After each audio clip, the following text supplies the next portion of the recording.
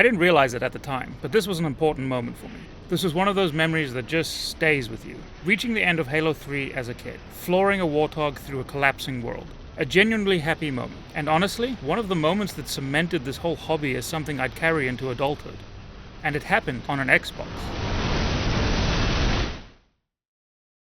I mention that because I think there's a whole generation of players now who'd find it a little strange. If you came up in the last decade, you know Xbox as the punching bag. The other console. The one without the games, without the exclusives, without much reason to own it. And that's what it's been. But it wasn't always. This isn't another video about how Xbox fell apart. There are plenty of those. But I wanted to talk about what it had, what it felt like, and why losing it actually means something.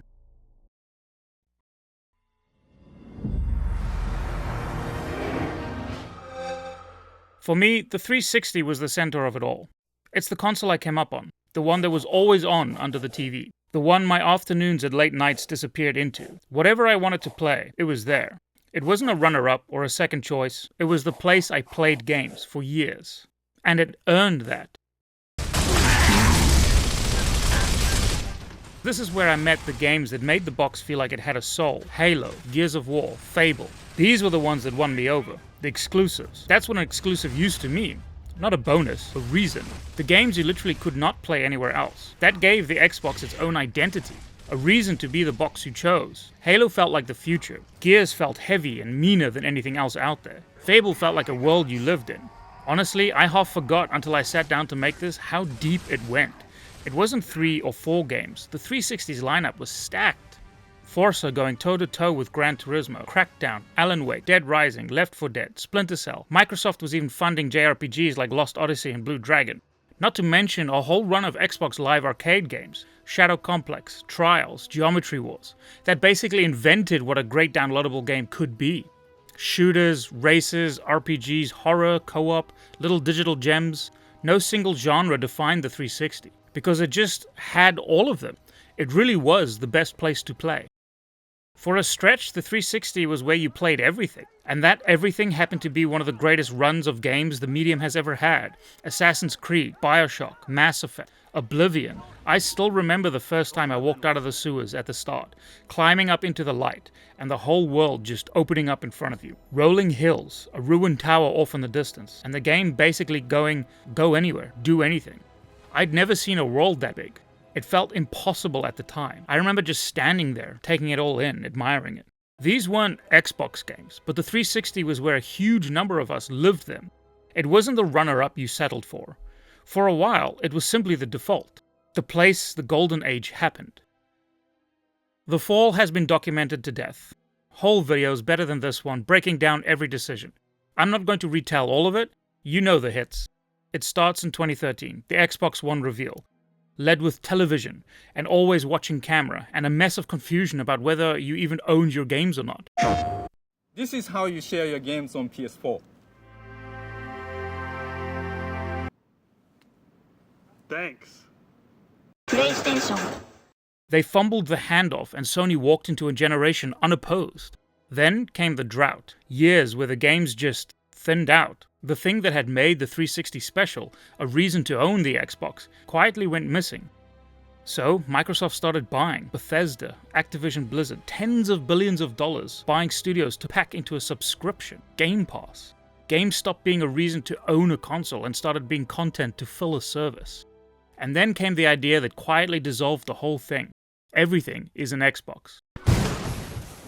Play anywhere, PC, cloud, phone, day one on Game Pass. Think about what that does. The 360 mattered because it was a place, a box, you chose. With games you could get nowhere else. Everything is an Xbox means nothing is. If you can play it all anywhere, there's no reason left to own the thing at all. The problem was never where you can play the Xbox's games. It's that Xbox stopped making games you'd want to. And you can see it clearest in the franchises that built the whole thing. Gears, Halo, the games I opened this video talking about. The ones that made you fall in love with the Xbox. The ones that gave you the best memories with the Xbox. Look at what happened to them. Halo 4, 5, Infinite, Gears 4 and 5. They're not unplayable. They're just hollow. Technically fine. Bigger budgets, better graphics. And somehow none of the soul. They took legendary franchises and slowly turned them into memories.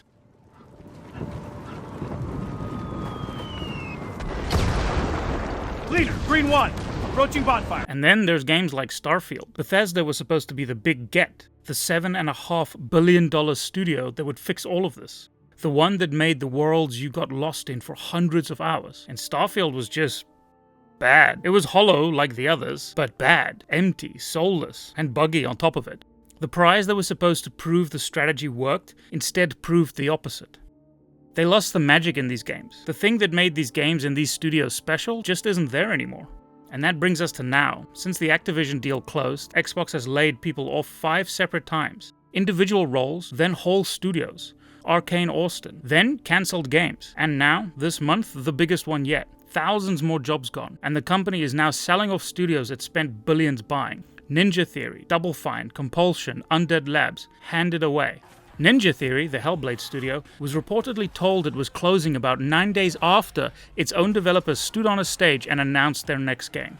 Xbox's own leadership more or less admitted it. The bet on Game Pass, on Play Anywhere, on Buy Everything, it didn't go the way they had hoped.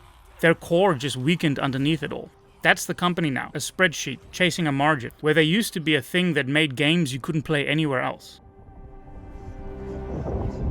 Accept what waits for you.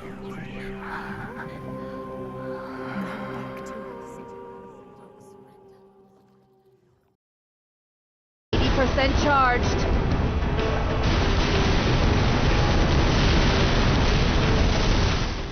I keep coming back to that Warthog run at the end of Halo 3.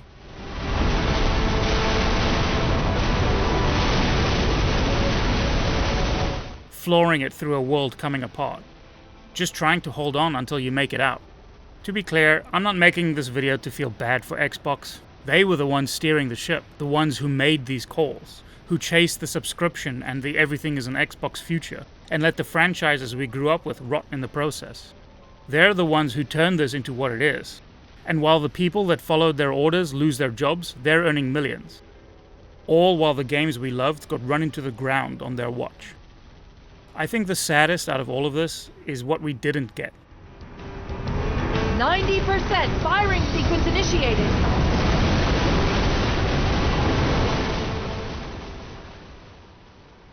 Think about the last decade of games we should have had, the great Halo sequels, the Gears games that actually pushed the series forward, all the things those studios could have made if the plan had been make something worth playing, instead of make content to fill a subscription.